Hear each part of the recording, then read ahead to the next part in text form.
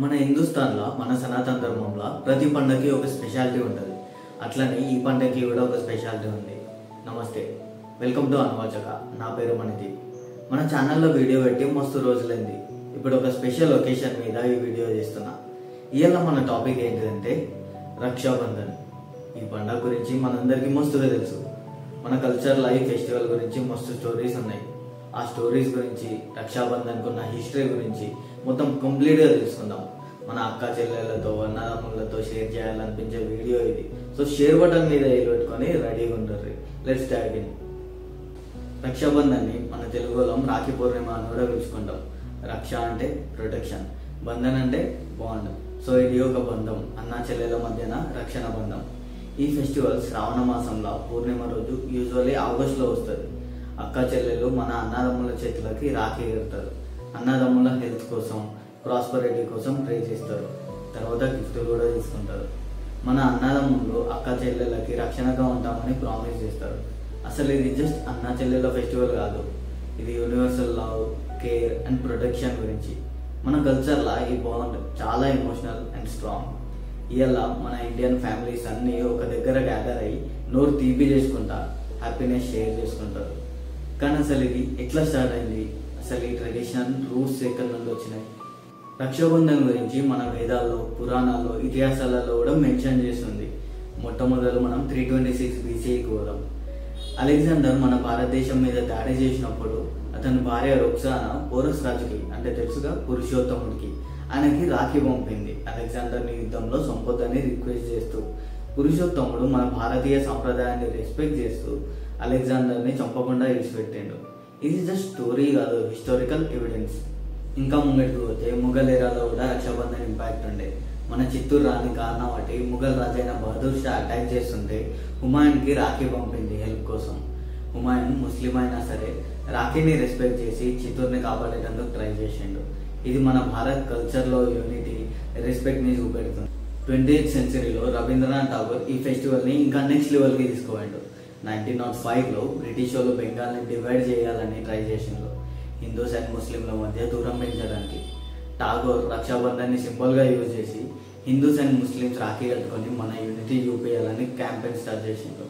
గంగా నది ఒడ్డున కొన్ని వేల మంది రాఖీ కట్టుకొని క్యాంపెయిన్ చేసారు యూనిటీ కోసం. ఇది రక్షాబంధన్కి ఉన్న పవర్. ఒక కుటుంబాలనే కాదు, సొసైటీని కూడా ఒకటి చేస్తుంది.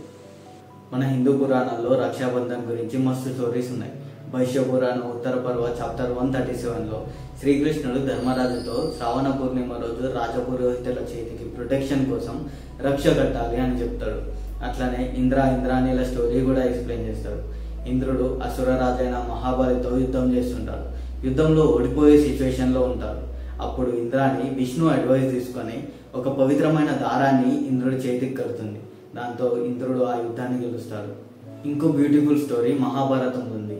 శ్రీకృష్ణుడి వేలికి దెబ్బ తగిలి రక్తం కారడం ద్రౌపది చూస్తుంది. వెంటనే ఆమె తన చీర కొంచెం చింపి శ్రీకృష్ణుడి వేలికి బ్యాండేజ్ లాగా కడుతుంది.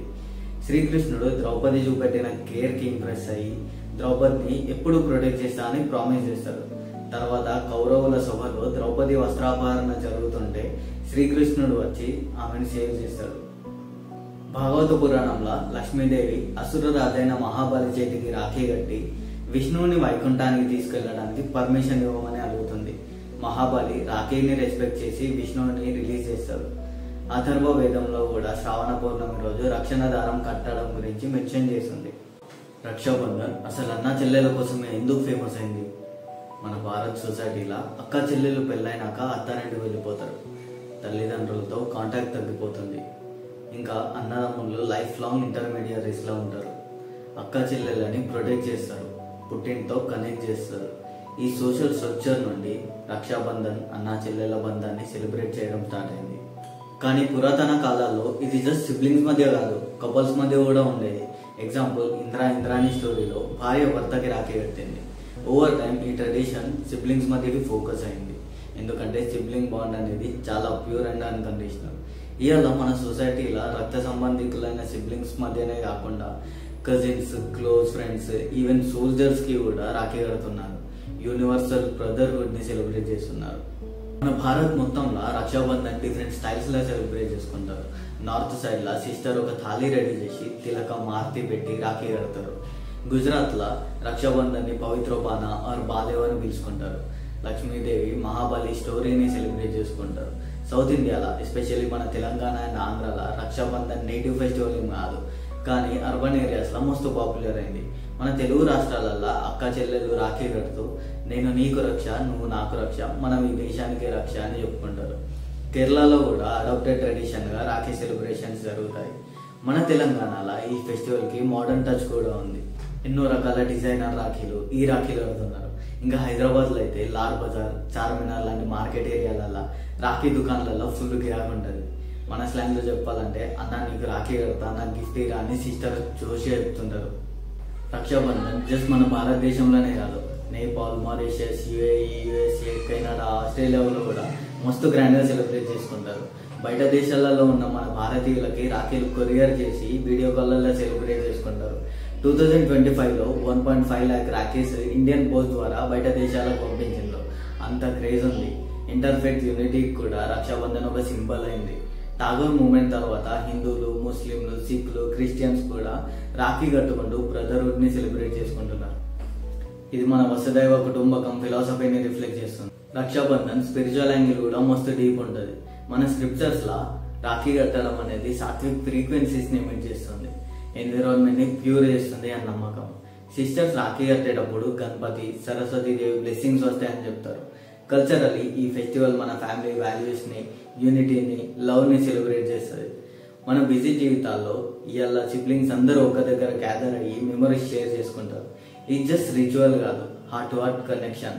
మన తెలుగు కల్చర్లో అన్న చెల్లి ఒకటే రక్తం, ఒకటే బంధం అని ఫీల్ చేస్తాం కదా, అది రక్షాబంధన్ కున్న ఎసెన్స్. ఇవాళ రేపు మోడర్న్ టెక్నాలజీతో పాటు రక్షాబంధన్ కూడా ఇవాల్వ్ అయింది. అక్క చెల్లెళ్ళు ఈ రాఖీస్ కూడా పంపుతున్నారు.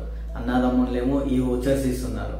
ఇక బాగా దూరం ఉంటే వీడియో కాల్లో రాఖీ కట్టించుకుంటున్నారు. ఇంకా సోషల్ మీడియాలో, ఇన్స్టాగ్రామ్లో రాఖీ మూమెంట్స్ అంటూ షేర్ చేసుకుంటున్నారు. మా అన్న బెస్ట్ రా అని క్యాప్షన్స్ కూడా పెట్టుకుంటున్నారు. కానీ ఎన్ని చేంజెస్ వచ్చినా, ఎంత కొత్త టెక్నాలజీకి అడాప్ట్ అయినా సరే రక్షాబంధన్ సోల్ సేమ్ ఉంటుంది. Love, protection, trust. ఈ రక్షాబంధన్కి నేను కొత్త ప్రామిస్ చేయాలని డిసైడ్ అయినా. ఈ ఫెస్టివల్ ఖాళీ రాఖీ కట్టడం, గిఫ్ట్ ఇవ్వడం మాత్రమే కాదు, ఇది మన హార్ట్ల నుండి వచ్చే ప్రామిస్. మన అక్క చెల్లెల కోసం, ప్రతి అక్క చెల్లెల కోసం. నేను నా అక్క చెల్లెళ్ళకి, ఇంకా ప్రతి అక్క చెల్లెళ్ళకి ఇలా ఒక ప్రామిస్ చేస్తున్నా. నా వల్ల ఎవరి అక్క చెల్లెళ్ళకి బాధ రాకుండా చూసుకుంటా. అట్లనే నా అక్క చెల్లెలు ఎవరి వల్ల బాధపడకుండా చూసుకుంటా. ఎవరి అక్క చెల్లెళ్ళ కన్నీళ్ళకి నేను కారణం అవ్వను. నా అక్క చెల్లెళ్ళ కన్నీళ్ళకి ఎవరిని కారణం కానివ్వను. నేను నా అక్క చెల్లెలు స్ట్రాంగ్గా ఉండేలా చూసుకుంటా. మీరు కూడా మీ అక్క చెల్లెలు స్ట్రాంగ్గా ఉండేలా చూసుకోండి. మన సిస్టర్స్ని ప్రొటెక్ట్ చేయడం, రెస్పెక్ట్ ఇవ్వడం, వాళ్ళకి మనం స్ట్రెంగ్త్ అవ్వడం మన రెస్పాన్సిబిలిటీ.